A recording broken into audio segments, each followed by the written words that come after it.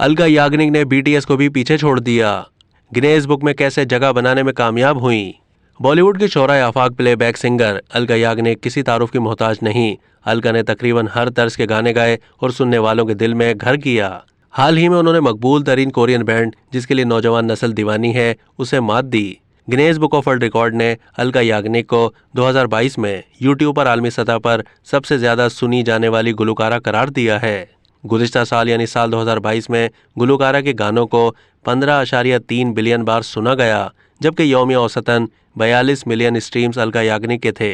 भारतीय गुलकारा ने मारूफ अमरीकी रैपर बैड बनी को पीछे छोड़ा, जिनके 14.7 मिलियन बार गाने सुने गए।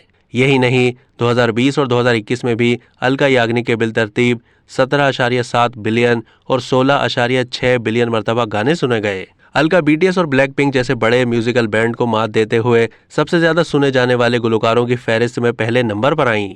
अब तक के लिए इतना ही। मजीद मालूमात के लिए डेली जंग के यूट्यूब चैनल को सब्सक्राइब कीजिए।